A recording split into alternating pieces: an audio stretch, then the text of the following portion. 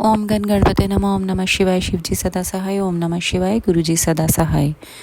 शिवजी का शुचिष्मति के गर्भ से प्राकट्य, ब्रह्मा द्वारा बालक का संस्कार करके गृहपति नाम रखा जाना, नारद जी द्वारा उसका भविष्य कथन, पिता की आज्ञा से गृहपति का काशी में जाकर तप करना, इंद्र का वर देने के लिए प्रकट होना, गृहपति का उन्हें ठुकराना, शिवजी का प्रकट होकर उन्हें वर देकर दिक्पाल पद प्रदान करना तथा अग्निश्वर लिंग और अग्नि का महात्म्य।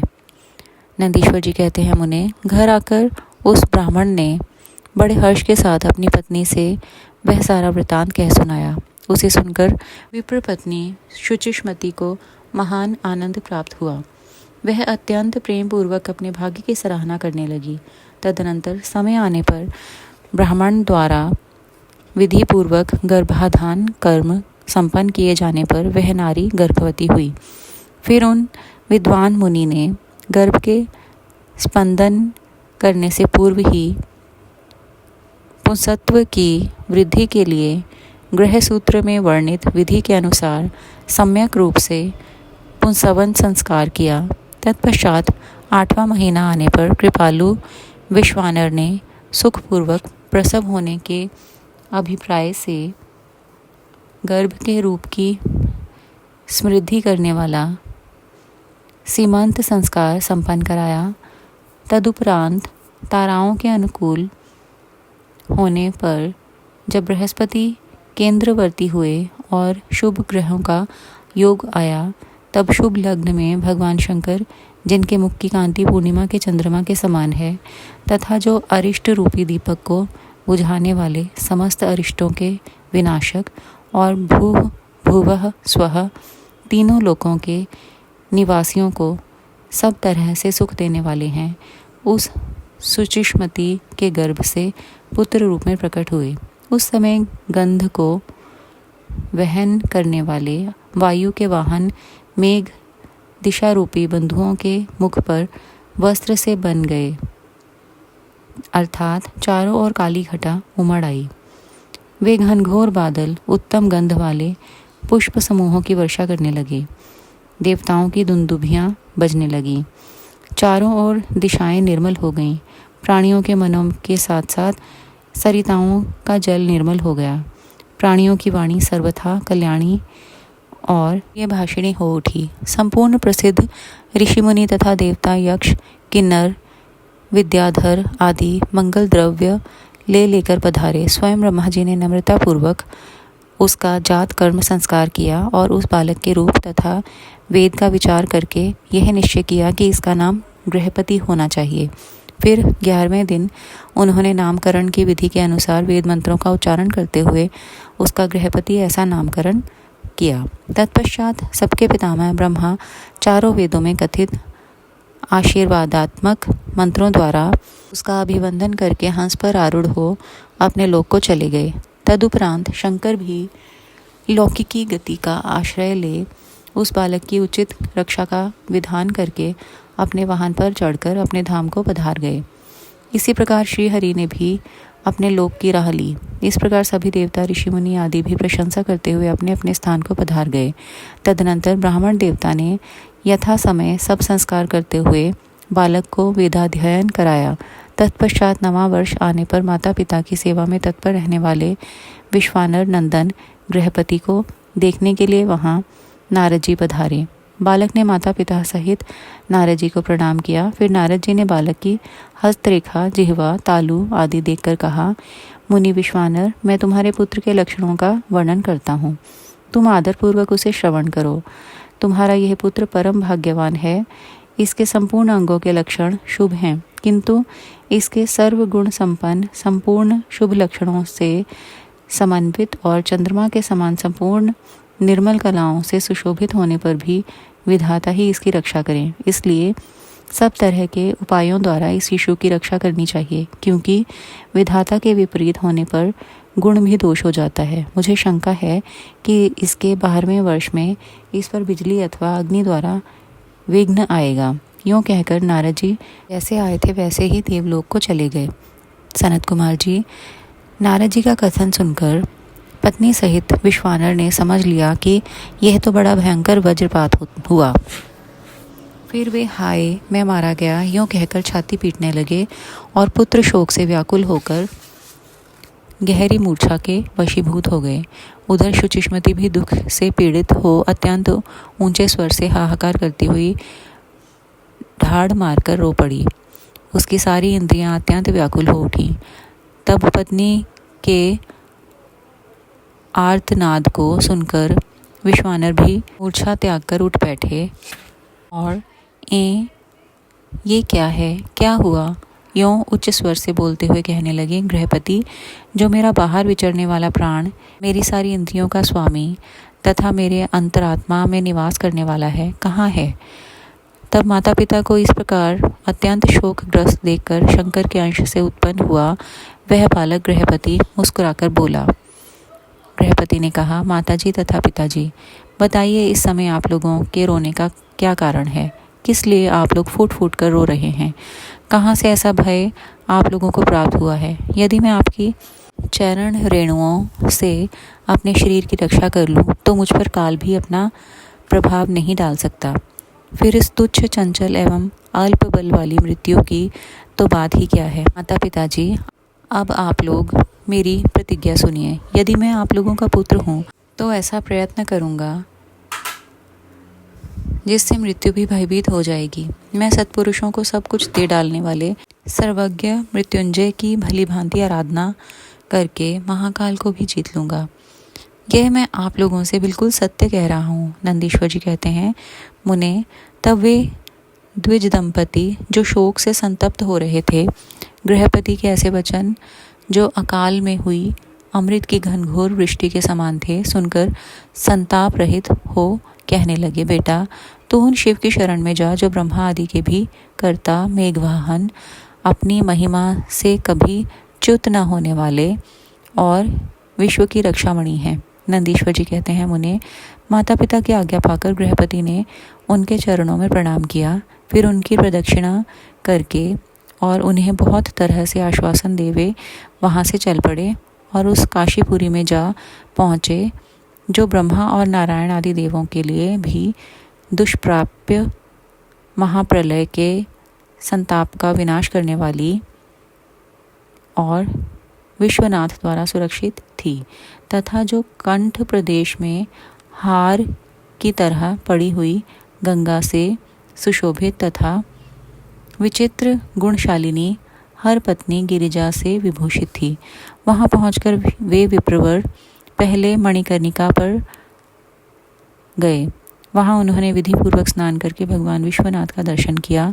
फिर बुद्धिमान गृहपति ने परमानंद मग्न हो त्रिलोकी के प्राणियों की प्राण रक्षा करने वाले शिव को प्रणाम किया। उस समय उनकी अंजलि बंधी थी और सिर झुका हुआ था। वे बारंबार उस शिवलिंग की ओर देखकर हृदय में हर्षित हो रहे थे और यह सोच रहे थे कि यह लिंग निसंदेह स्पष्ट रूप से आनंद कंद ही है। वे कहने लगे, अहो, आज मुझे जो सर्वव्यापी श्रीमान विश्वनाथ का दर्शन प्राप्त हुआ, इसलिए इस चराचर त्रिलोकी में मुझसे बढ़कर धन्यवाद का पात्र कोई दूसरा नहीं है। जान पड़ता है मेरा भाग्योदय होने से ही उन दिनों में महर्षि नारद ने आकर वैसी बात कही थी जिसके कारण आज मैं कृतकृत्य हो रहा हूँ। नंदीश्वर जी कहते हैं, मुने, इस प्रकार आनंदामृत रूपी रसों द्वारा पारण करके गृहपति ने शुभ दिन में सर्वहितकारी शिवलिंग की स्थापना की और पवित्र गंगा जल से भरे हुए 108 कलशों द्वारा शिवजी को स्नान कराकर ऐसे घोर नियमों को स्वीकार किया जो अकृतात्मा पुरुषों के लिए दुष्कर थे। नारद जी इस प्रकार एकमात्र शिव में मन लगाकर तपस्या करते हुए उस महात्मा गृहपति की आयु का 1 वर्ष व्यतीत हो गया। तब जन्म से 12वां वर्ष आने पर नारद जी के कहे हुए उस वचन को सत्य सा करते हुए वज्रधारी इंद्र उनके निकट पधारे और बोले, विप्रवर, मैं इंद्र हूँ और तुम्हारे शुभ व्रत से प्रसन्न होकर आया हूँ। अब तुम वर मांगो, मैं तुम्हारी मनोवांछा पूर्ण कर दूंगा। तब गृहपति ने कहा, मघवन, मैं जानता हूँ आप वज्रधारी इंद्र हैं, परंतु वृत्रस्त्रो मैं आपसे वर याचना करना नहीं चाहता। मेरे वरदायक तो शंकर जी ही होंगे। इंद्र बोले, शिशो, शंकर मुझसे भिन्न थोड़े ही हैं। अरे मैं देवराज हूँ, अतः तुम अपनी मूर्खता का परित्याग करके वर मांग लो, देर मत करो। गृहपति ने कहा, पाक शासन, आप अहल्या का सतीत्व नष्ट करने वाले दुराचारी पर्वत शत्रु ही है ना। आप जाइए, क्योंकि मैं पशुपति के अतिरिक्त किसी अन्य देव के सामने स्पष्ट रूप से प्रार्थना करना नहीं चाहता। नंदीश्वर जी कहते हैं, मुने, गृहपति के उस वचन को सुनकर इंद्र के नेत्र क्रोध से लाल हो गए। वे अपने भयंकर वज्र को उठाकर उस बालक को डराने धमकाने लगे। तब बिजली की ज्वालाओं से व्याप्त उस वज्र को देखकर बालक गृहपति को नारद जी के वाक्य स्मरण हो आए। फिर तो वे भय से व्याकुल होकर मूर्छित हो गए। तदनंतर अज्ञानांधकार को दूर भगाने वाले गौरीपति शंभु वहाँ प्रकट हो गए और अपने हस्त स्पर्श से उसे जीवन दान देते हुए से बोले, वत्स, उठ उठ, तेरा कल्याण हो। तब रात्रि के समय मुंदे हुए कमल की तरह उसके नेत्र कमल खुल गए और उसने उठकर अपने सामने सैकड़ों सूर्यों से भी अधिक प्रकाशमान शंभु को उपस्थित देखा। उनके ललाट में तीसरा नेत्र चमक रहा था, गले में नीला चिन्ह था, ध्वजा पर वृषभ का स्वरूप दिख रहा था, वामांग में गिरिजा देवी विराजमान थीं, मस्तक पर चंद्रमा सुशोभित था, बड़ी बड़ी जटाओं से उनकी अद्भुत शोभा हो रही थी। वे अपने आयुध त्रिशूल और आजगव धनुष धारण किए हुए थे। कपूर के समान गौर वर्ण का शरीर अपनी प्रभा बिखेर रहा था। वे गज चर्म लपेटे हुए थे। उन्हें देखकर शास्त्र कथित लक्षणों तथा गुरु वचनों से जब गृहपति ने समझ लिया कि ये महादेव ही हैं, तब हर्ष के मारे उनके नेत्रों में आंसू छलक आए, गला रूंध गया, शरीर रोमांचित हो उठा। वे क्षण भर तक अपने आप को भूलकर त्रिकूट एवं पुत्रक पर्वत की भांति निश्चल खड़े रह गए। वे स्तवन करने, नमस्कार करने अथवा कुछ भी कहने में समर्थ ना हो सके। तब शिवजी मुस्कुराकर बोले, ईश्वर ने कहा, गृहपते, जान पड़ता है तुम वज्रधारी इंद्र से डर गए हो। वत्स, भयभीत मत हो, क्योंकि मेरे भक्त पर इंद्र और वज्र की कौन कहे, यमराज भी अपना प्रभाव नहीं डाल सकते। तो मैंने तुम्हारी परीक्षा ली है और मैंने ही तुम्हें इंद्र रूप धारण करके डराया है। भद्र, अब मैं तुम्हें वर देता हूँ, आज से तुम अग्निपद के भागी होगे। तुम समस्त देवताओं के लिए वरदाता बनोगे। अग्नि, तुम समस्त प्राणियों के अंदर जठराग्नि रूप से विचरण करोगे। तुम्हें दिक्पाल रूप से धर्मराज और इंद्र के मध्य में राज्य की प्राप्ति होगी। तुम्हारे द्वारा स्थापित यह शिवलिंग तुम्हारे नाम पर अग्नीश्वर नाम से प्रसिद्ध होगा। यह सब प्रकार के तेजों की वृद्धि करने वाला होगा। जो लोग इस अग्नीश्वर लिंग के भक्त होंगे, उन्हें बिजली और अग्नि का भय नहीं रह जाएगा। अग्निमांद्य नामक रोग नहीं होगा और ना कभी उनकी अकाल मृत्यु ही होगी। काशीपुरी में स्थित संपूर्ण समृद्धियों के प्रदाता अग्नीश्वर की भली भांति अर्चना करने वाला भक्त यदि प्रारब्धवश किसी अन्य स्थान में भी मृत्यु को प्राप्त होगा तो भी वह वह्यन लोक में प्रतिष्ठित होगा। नंदीश्वर जी कहते हैं, मुने, यो कहकर शिवजी ने गृहपति के बंधुओं को बुलाकर उनके माता पिता के सामने उस अग्नि का दिक्पति पद पर अभिषेक कर दिया और स्वयं उसी लिंग में समा गए।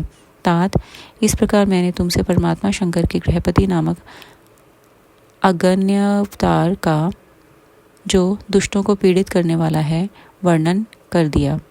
जो सदृश पराक्रमी जितेंद्रिय पुरुष अथवा सत्व संपन्न स्त्रियां अग्नि प्रवेश कर जाती हैं, वे सब के सब अग्नि सरीखे तेजस्वी होते हैं। इसी प्रकार जो ब्राह्मण अग्निहोत्र परायण ब्रह्मचारी तथा पंचाग्नि का सेवन करने वाले हैं, वे अग्नि के समान वर्चस्वी होकर अग्निलोक में विचरते हैं। जो शीतकाल में शीत निवारण के निमित्त बोझ की बोझ लकड़ियां दान करता है अथवा जो अग्नि की इष्टि करता है, वह अग्नि के सन्निकट निवास करता है। जो श्रद्धापूर्वक किसी अनाथ मृत का अग्नि संस्कार कर देता है अथवा स्वयं शक्ति न होने पर दूसरे को प्रेरित करता है, वह अग्निलोक में प्रशंसित होता है। द्विजातियों के लिए परम कल्याणकारक एक अग्नि ही है। वही निश्चित रूप से गुरु, देवता, व्रत, तीर्थ अर्थात सब कुछ है। जितनी अपावन वस्तुएं हैं वे सब अग्नि का संसर्ग होने से उसी क्षण पावन हो जाती हैं। इसीलिए अग्नि को पावक कहा जाता है। यह शंभु की प्रत्यक्ष तेजोमयी दहनात्मिका मूर्ति है, जो सृष्टि रचने वाली, पालन करने वाली और संहार करने वाली है। भला इसके बिना कौन सी वस्तु दृष्टिगोचर हो सकती है। इनके द्वारा भक्षण किए हुए धूप, दीप, नैवेद्य, दूध, दही, घी और खांड आदि का देवगण स्वर्ग में सेवन करते हैं। शुक्राना गुरुजी महाराज। भूल चुक माफ।